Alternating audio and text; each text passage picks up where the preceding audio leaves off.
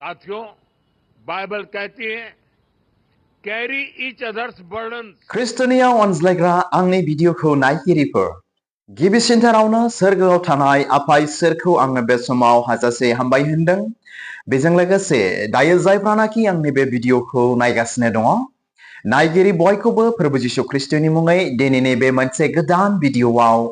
साफ्रामखौबो प्रभु जिशु ख्रिस्टनि मुङै आङो वेलकाम खालामनानै लानाय जाग्रोबाय। अनजाग्रा आंनि भिडिअखौ नायगिरिफोर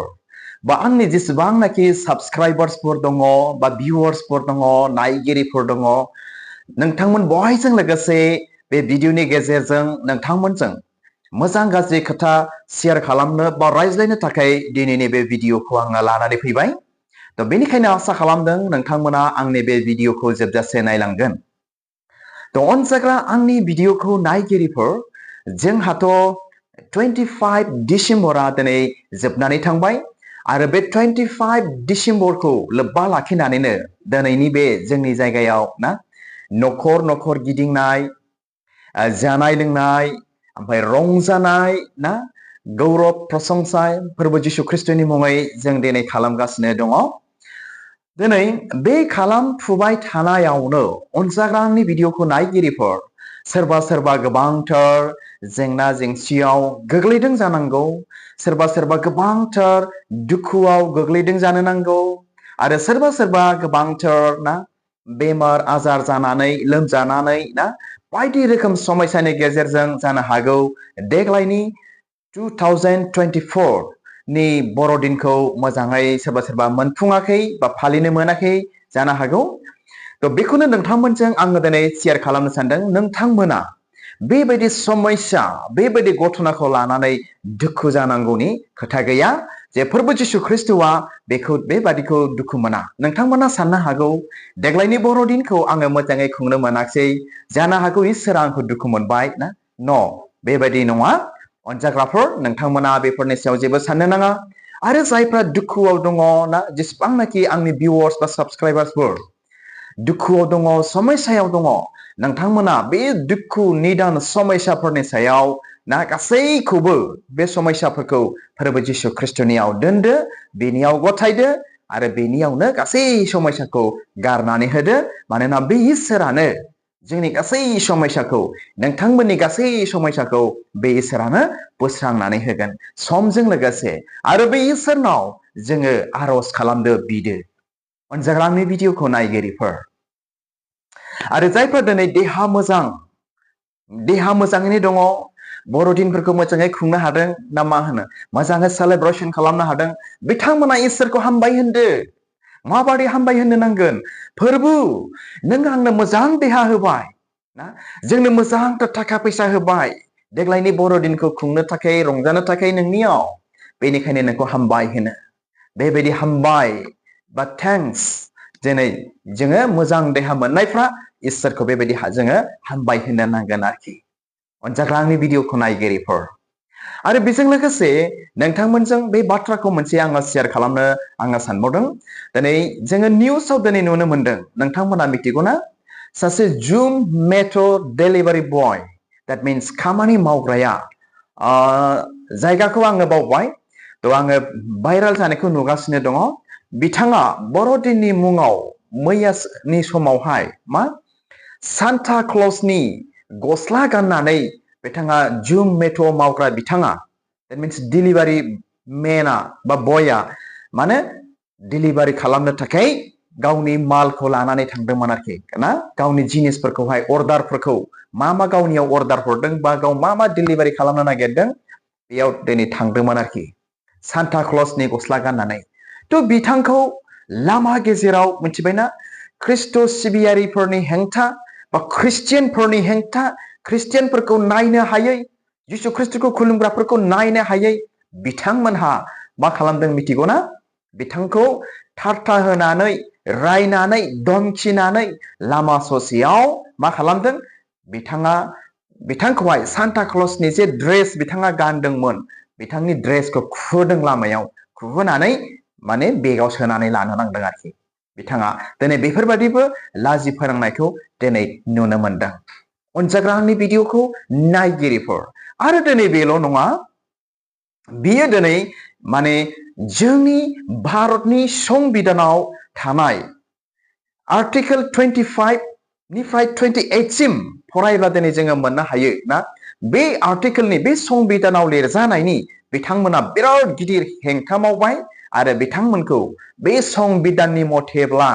बिथांमोनखौ हमनांगौ बा एरेस्ट खालामनांगौसोमोन आरो जेलाव सोमावनांगौसोमन बिथांमोनखौ अनजाग्रा आंनि भिडिअखौ नायगिरिफोर नोंथांमोना मिथिगौ ना बे जोंनि भारतनि संबिधाननि आर्टिकेल 25 निफ्राय 28 सिमावहाय बेबायदि लिरनाय दङ जे मोनफ्रोमबो बा साफ्रोमबो गाव गावनि धोरोमखौहाय ना खुंनो फालिनो फोसावनो खुलुमनो गोसोनि फ्रीडम दिनै बेखौ हागोन होननानै जोंहा लिरनाय दङ अनजाग्रा आंनि भिडिअखौ नायगिरिफोर नोंथांमोना गुगोलाव सार्च खालामनानै नायब्ला नोंथांमोनाबो बेखौ मोननो हागोन जे what does our constitution says about religion होननानैहाय बेबायदिनो सार्च खालामनानै लिरनानै टाइप खालामनानै नाय आर्टिकेल 25 निफ्राय 28 सिमाव मा ख्रिस्टियान मा हिन्दु मा सिख मा बौद्धजिम एनि जिखुनु धोरोमनि मानसियानो गावबागाव धोरोमखौ फोसावनो खोन्थानो बा खुलुमनो फ्रिलि उदांस्रि होनाय दंखायो अनजाग्रा आंनि भिडिअखौ नायगिरिफोर दिनै बिथांखौ मा खालामदों लामा ससेयाव बिथां डिलिभारि बयखौ मा खालामदों लामा ससेयाव दम खिनानै दम होनानै बुहां रायनानै मा खालामदों सान्ता क्लसनि ड्रेस गाननायखौ खुहोदों आरोखि बेबायदिखौ दिनै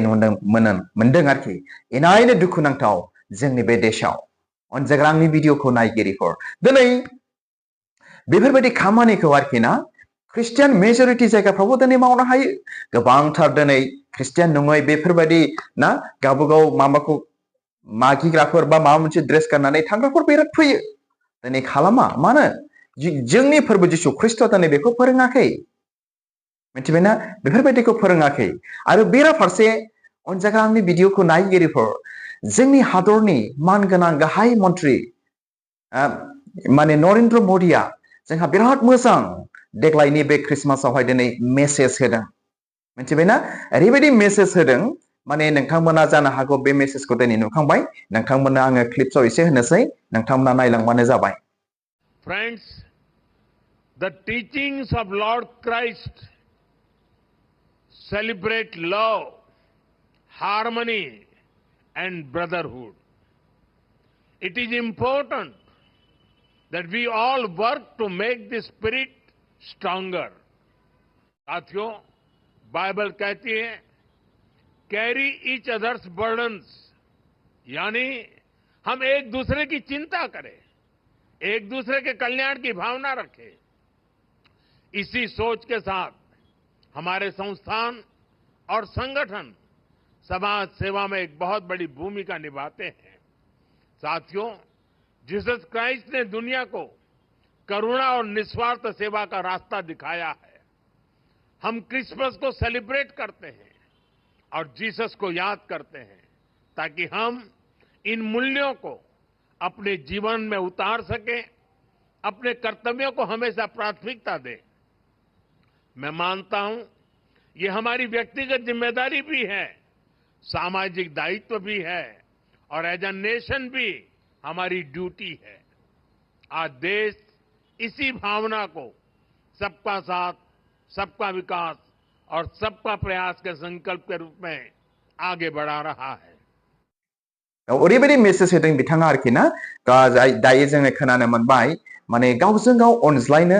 गावजों गाव बानसज्लायनो आरो फोरबो जिसु ख्रिस्टआ मा बुंदों बेनि सोमोन्दैनि सायावहाय जोंना हादरनि गाहाय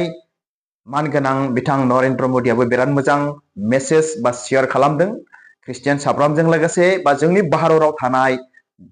ना सुबुं माहारि साफ्रोमजों लोगोसे अनजाग्रा आंनि भिडिअखौ नायगिरिफोर दिनै बेफोरबादिसो दिनै जानो नांगौ नाथाय सोरबा सोरबा मानसिफ्रा एसेबो बुजिथारा ना मिथिया बिथांमोननि धोरोमाव मा लिरनाय दङ मा बुंनाय दङ बेखौ मिथिया हसिया बिथांमोना खोथा बुङो रायज्लायो आरो खामानि मावो आरो बिथांमोना मा मावो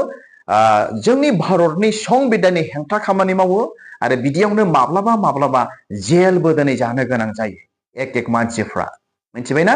आयेन मथे जेलाव थांनो गोनां जायो आरो लाजिनांनो गोनां जायो आरो एरेस्ट जायो बिथांमोना जायगा आरोखि अनजाग्रा आंनि भिडिअखौ नायगिरिफोर आरो बेजों लोगोसे नोंथांमोनजों बे मोनसे बाथ्रा शेयार खालामनो सानबाय खुब मिनिथाव बाथ्रा जोंनि आसामनि ना जोंनि आसाम हादरसानि गाहाय मन्थ्रिया मा होननानै बुंदों नोंथांमोना मिथिगौ ना जानो हागौ नोंथांमोना बे निउसखौ नुखांबाय सप्ता खनसेसो जानानै थांबाय खोमा बेबायदि मोनबाय आङो तो बिथाङा बेबायदि खोथा होनफेरामोन आगोलहाय मोजांबो होनदों मोनसे मिनिथाव बाथ्राबो दं आरोखि जोंनि मामाया जे बुंदों आरोखि तो बेनो जाहैबाय सिगाङाव बिथाङा बुंदों जे जाय मानसिया जुदि धोरोमखौहाय गावनो हारसिङै व्यक्तिगत नाजावनो गोसो दङब्ला नाजावनो हागोन होननानै बेबायदि बुंदों आरोखि नंगौ रावबो फर्स खालामा आरो बे बाथ्राखौ बुंदों ओमफ्राय आरो मोनसे खोथा ओरैबायदि बुंदों माने ख्रिस्टियानफ्रानो आर'ज खालामनाय दैयावहाय पेरासिटामल मुलि होयो लोंबा मोजां जानायनि तो बिराद मिनिथाव आरोखि ना आरो बिराद मिनिथाव आरो मा गावखौनो आं जेबो मिथिथारा रोंथारा बे मोनसे परिचय होनाय जाबाय आरोखि जों ख्रिस्टियान मानसिफोरनि सिगाङाव मानोना ख्रिस्टियान मानसिफ्रा माब्लाबाबो आर'ज खालामनाय दैयाव प्रार्थना दैयाव मुङा मुंसे जेबो होआ माबा पेरासिटामल होयोलायनो बेना होनब्ला नायदो बिथाङा दिनै गावखौ परिचय होबाय बिथाङा जेबो मिथिया ना एकदमबारे जेबो मिथिया सोरबा सासे मानसिया लांनानै बाथ्राखौ खोन्थाहैबाय बुंहैबाय बेखौनो हय होननानै दिनै साननानै लाबाय नाथाय दिनै मा जानांगौ जोंनि हादरनि गाहाय नरेन्द्र मदि बायदिसो दिनै जानो नांगौ आरोखि जोंनि मन्थ्रिफ्रा ना मोजां बाथ्रा बुंनो गोरों जानांगौ आरो मिथिनो गोरों जानो नांगौ अब्लासो ना दिनै मोनफ्रोमबो धोरोमनि मानसिफोरजों मोजां मोनजागोन अनजागोन आरो सापर्ट दिनै बेखौ मोनगोन आरोखि ख्रिस्टनियाव अनजाग्रा आंनि भिडिअखौ नायगिरिफोर दिनै बेखौनो नोंथांमोनजों आं शेयार खालामबाय तो आरो बेजों लोगोसे अनजाग्रा आंनि भिडिअखौ नायगिरिफोर जेसेबांनाखि जोंनि ख्रिस्टियान सेंग्रा सिख्लाफोर दङ जोंहा दिनै गोदान बोसोरा दिनै फैगासिनो दङ तो आसा खालामो नोंथांमोना बे गोदान बोसोरखौबो ना जानला मोनला खालामनाय नङा मानोना दिनै नुनो मोनदों जोंनि गोबांथार मोजां मोजां ख्रिस्टियान सेंग्रा सिख्लाफोरखौ निउ इयाराव गोदान बोसोरावहाय ना पिकनिक स्पटफ्राव थांनानैहाय लोंग्लुंहैनाय जाग्लुंहैनाय संसारनि मायाजों माने गोरोबफ्लेनानै ना गोग्लैहैनाय बायदि बायदि एक्सिडेन्ट घटनाफोरखौ दिनै नुनो मोनगासिनो दङ जोंनि ख्रिस्टियान सेंग्रा सिख्लाफोरनि सायावहाय तो बे भिडिअनि गेजेरजों जुदि सोरबा आंनि बे भिडिअखौ नायसनदोंब्ला जोंनि ख्रिस्टियान सेंग्रा सिख्लाफ्रा दिनै बेखौनो आङो खावलायहरगोन बा बेखौनो आङो खावलायहरो मिजिंथिहरो नोंथांमोना बे 2025 नि निउ इयार गोदान बोसोरखौहाय इसोरखौ हामबाय होननानैसो वेलकाम खालामगोन आरो मा खालामगोन मोजां रोखोम बारहोहरगोन होननानै आं मिजिंथिहरबाय आरो जेसेबांनाखि जोंनि ख्रिस्टियान बिदा फंबाय बिमा बिफाफोर दङ बयजों लोगोसे तो ख्रिस्टनियाव अनजाग्रा आंनि भिडिअखौ नायगिरिफोर हामबायसै दिनै नोंथांमोनजों बे फंनैसो गुसुं मोजां गाज्रि खोथा नोंथांमोनजों आङो शेयार खालामबाय आरो बेजों लोगोसे नोंथांमोनखौहाय ना बे 2024 आवहाय गोबांथार आंनि साबस्क्राइबार्सफोर दिनै आंहा दङ बा आं मोननो हादों आरो आंखौ गोबांथार दिनै सापर्ट खालामदों बेनिखायनो बिथांमोन सापर्टारफोरखौहाय आं हाजासे हामबाय होनदों आरो खुलुमहरो आरो आंनिफ्राय थेंक इउ जासिहरो आरो बेफोरबादिनो आंखौ मदद खालामलांबाय थागोन होननानै आंनि जेसेबांनाखि साबस्क्राइबार्सफोर दङ साफ्रोमनिसिमबो प्रभु जिशु ख्रिस्टनि मुङै आङो बेखौनो मिजिं थिहरबावबाय आरो बेजों लोगोसे साफ्रोमनिसिमबो गोदान बोसोरनि हामब्लायथि बा गोजोननायखौ आङो जासिहरबाय तो हामबायसै अनजाग्रा आंनि भिडिअखौ नायगिरिफोर दिनैनि बे गुसुं मोजां गाज्रि नोंथांमोनजों शेयार खालामनायखौ बेयावनो दोनबाय इसोरा नायगिरि साफ्रोमखौ बोर होथों गोजोन्थों खुलुमबाय।